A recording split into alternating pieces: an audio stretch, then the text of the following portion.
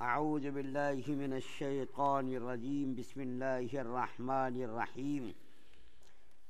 یا ایہا الذین آمنوا اذکروا نعمت اللہ علیکم ومیثاقہ الذی واثقکم بہ اذ قلتم سمعنا واطعنا واتقوا اللہ ان اللہ علیم بذات الصدور۔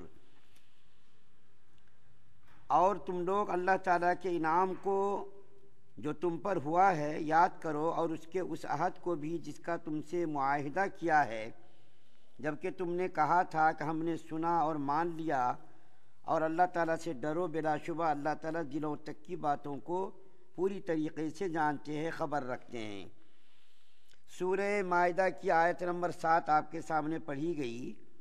اس آیت کریمہ میں اللہ تعالیٰ نے سب سے پہلے تو یہ فرمایا کہ تم اللہ تعالیٰ کی نعمتوں کو یاد کرو۔ نعمتوں سے مراد یہاں پر بعض علماء نے لکھا ہے کہ دین عظیم، یعنی مسلمان جس دین عظیم کو مانتا ہے وہ دین عظیم مراد ہے اللہ کی نعمت سے، اور نبی کریم صلی اللہ علیہ وسلم کی ذات مراد ہے کہ تم پر دیکھو ہم نے اتنا بڑا احسان کیا کہ تم کو دین کی توفیق دی، تم نے دین کو قبول کیا،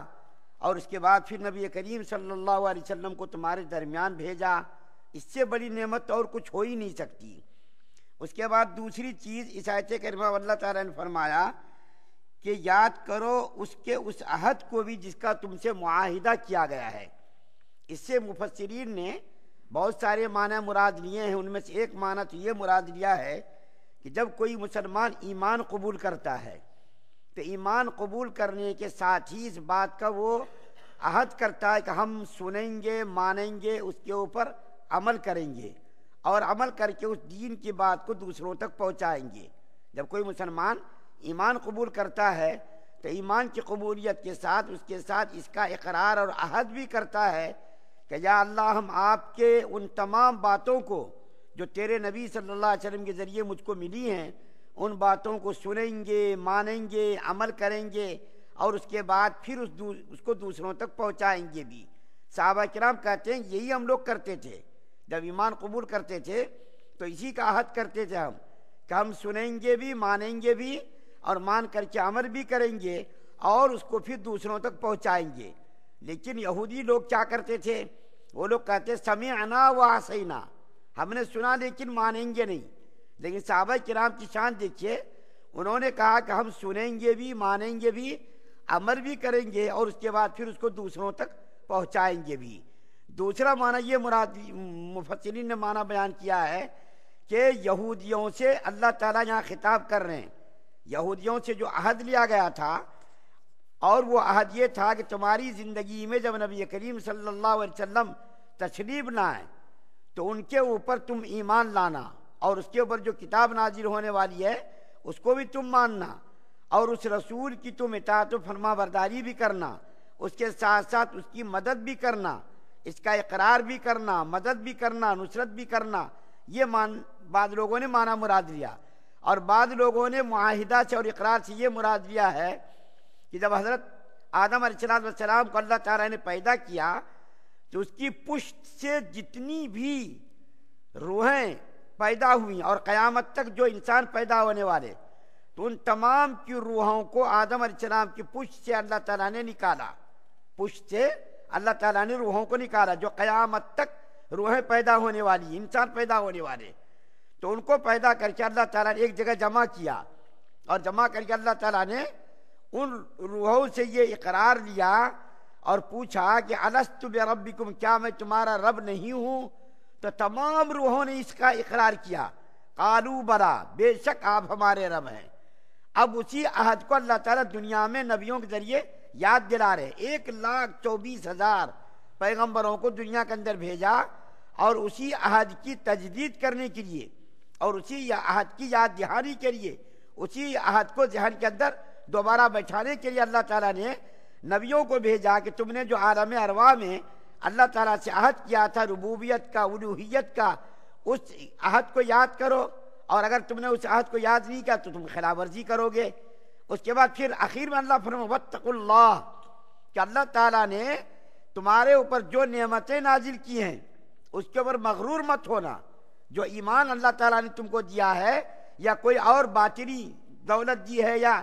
جو ظاہری دولت دی ہے، جیسا کہ بھائی خوشحالی دی ہے، دولت دی ہے، اولاد دی ہے، مال دیا ہے، یہ ساری چیزیں نعمت ہے۔ تو اللہ تعالیٰ آخر آیت میں فرما رہے ہیں واتقوا اللہ، تم مغرور مت ہونا، تکبر مت کرنا، میرے پاس گاڑی ہے، بنگلہ ہے، زمین ہے، جائیداد ہے، حکومت ہے، سلطنت ہے، تخت ہے، یہ ساری چیزیں، اس کے اوپر مغرور مت ہونا۔ جس طریقے سے اللہ نے یہ نعمتیں دی ہیں اسی طریقے سے اللہ تعالیٰ کو یہ اختیار ہے، پاور ہے، ان نعمتوں سے محروم بھی کر سکتا اللہ تعالیٰ۔ ابھی دیکھیے تازہ مثال دیتا ہوں میں، زیادہ دن کی بات نہیں، وسیم رضوی وہ مسلمان کہلاتا تھا، لیکن اللہ تعالیٰ نے دیکھیے اس کو نکال دیا، اسلام سے بالکل باہر کر دیا۔ تو اللہ تعالیٰ سے ڈرتے رہنا چاہیے کہ یا اللہ تو نے جو ہم کو ایمان دیا ہے، ایمان کی دولت سے تو نے جو نوازا ہے، اس ایمان کی حفاظت بھی کرنا، ایمان سے محروم نہیں کرنا، کیونکہ معلوم ہے آپ کو کہ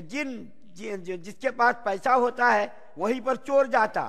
اسی طریقے سے مسلمانوں کے پاس سب سے زیادہ قیمتی دولت ایمان ہے۔ ہر وقت ہمارے پیچھے شیطان لگا ہوا، اس کی حفاظت کی دعا بھی کرنی چاہیے، اس کی حفاظت کے لیے تدبیر بھی کرنا چاہیے، اللہ سے توفیق بھی مانگنا چاہیے، کیونکہ اللہ تعالیٰ نے کتنے لوگوں کو ایمان سے محروم کر دیا، ایمان دے کر کے بھی اللہ نے بہت سارے لوگوں کو محروم کر دیا۔ کتنے سارے لوگ ہیں جو مسلمان پیدا ہوئے، ایمان سے محروم ہو کر کے دنیا سے گئے۔ تو اللہ تعالیٰ فرمانے دیکھو تمہارے دلوں کے بھیدوں کو اللہ تعالیٰ جانتا ہے، تم کہ اللہ کی کسی نعمت پر مغرور مت ہونا، تم یہ مت کہنا کہ یہ میری محنت کا نتیجہ ہے۔ قارون کو دیکھیے، اللہ تعالیٰ نے کتنی دولت دی تھی، وہ اپنی دولت پر ناز کرتا تھا، مغرور کرتا تھا، غرور کرتا تھا، تکبر کرتا تھا، اور جب کوئی مانگنے والا آتا تھا اور اسے کہتا تھا کہ بھائی زکوٰۃ نکالو، صدقہ نکالو، خیرات کرو، اور یہ اللہ نے تم کو نعمت دی ہے، تو وہ کہتا تھا یہ میری محنت کا نتیجہ ہے، یہ مال جو کچھ میرے پاس تم دیکھ رہے ہو یہ سب میری محنت کا نتیجہ ہے، میرے علم کے ذریعے یہ دولت حاصل ہوئی ہے۔ تو دیکھیں اللہ تعالیٰ نے اس کے ساتھ کیا انجام کیا، اللہ تعالیٰ نے اس کو بھی زمین میں دھسا دیا اور اس کی پوری دولت کو بھی زمین میں دھسا دیا۔ اسی طریقے سے قرآن کے اندر سورہ توبہ کے اندر ایک واقعہ جس کا نام ثعلبہ لکھا گیا ہے، اللہ کے رسول صلی اللہ علیہ وسلم سے انہوں نے دعا کرائی، اللہ تعالیٰ نے ان کو بے انتہا دولت دی، مدینے سے باہر چلا گیا، وہ اتنی بکریوں کے ریوڑ کہ وہ اس کے اندر لگ کر کے دین سے محروم ہو گیا۔ آخر میں اس کی موت بھی کفر کی حالت میں اس کی ہوئی۔ ثعلبہ نامی آدمی جس کا قصہ لکھا ہوا کتاب کے اندر، تفسیر ابن کثیر کے اندر۔ تو اللہ تعالیٰ خبردار کر، دیکھو ڈرتے رہو، چوکنا رہو، تم کبھی غفلت مت کرنا۔ اور یہ واتقوا اللہ کا جملہ قرآن کے ہر پارے میں آپ کو یہ ملے گا، ڈرتے رہو، ڈرتے رہو۔ نماز کا ذکر آیا تو تقوی اختیار کرو، ڈرو۔ روزے کے تذکیرے کے اندر اللہ فرما رہے ڈرو، مجھ سے ڈرو، مجھ سے ڈرو۔ قرآن کے اندر سینکڑوں جگہ پر یہ جملہ اللہ فرما رہے مسلمانوں کو چوکنا کرنے کے لیے، خبردار کرنے کے لیے، غافل مت ہونا اور میری نعمتوں سے بے خبر مت ہونا، بلکہ تم ڈرتے رہنا کہ جو کچھ اللہ تعالیٰ نے نعمتیں دی ہیں، چاہے وہ ایمان کی نعمت ہو، رسول اللہ صلی اللہ علیہ وسلم کو بھیج کر کے نعمت اللہ نے عطا فرمائی ہو، یا قرآن والی نعمت ہو، ایمان والی نعمت ہو، کوئی بھی نعمت ہو، اس کے بارے میں چوکنا رہنا، تکبر مت کرنا، مغرور مت کرنا، ناز مت کرنا، بلکہ اس نعمت کی بقا کے لیے اللہ تعالیٰ سے دعا کرتے رہنا۔ پرسوں کی تفسیر میں سورہ مائدہ کی بجائے میں نے سورہ نساء کہہ دیا تھا، کیونکہ سورہ نساء کی تفسیر چل رہی تھی تو اسی کا ذکر آ گیا۔ تو کبھی کبھی زبان کی لغزش کی وجہ سے ایسی بات اگر آ جائے تو ذرا خیال رکھیے، سورہ مائدہ کی تفسیر چل رہی، سورہ نساء بھی اگر زبان پر آ جائے سمجھ لیجیے کہ سورہ مائدہ کی تفسیر چل رہی ہے، کیونکہ ابھی تھوڑے دنوں پہلے سورہ نساء مکمل بھی ہے، اس لیے وہی ذہن کے اندر بیٹھا ہوا رہتا۔ تو اس لیے اگر کبھی زبان سے لغزش ہو جائے یا سورہ مائدہ کے بجائے سورہ نساء نکل جائے تو اس کو آپ سمجھ لیجیے کہ سورہ مائدہ کی تفسیر چل رہی ہے، اور آج کی جو تفسیر وہ سورہ مائدہ کی آیت نمبر 7 کی تفسیر آپ کے سامنے بیان کی گئی۔ اللہ تعالیٰ سے دعا ہے کہ اللہ تعالیٰ ہم تمام مسلمانوں کو سننے زیادہ عمل کرنے کی توفیق عطا فرمائے، ایمان کامل نصیب فرمائے، شرک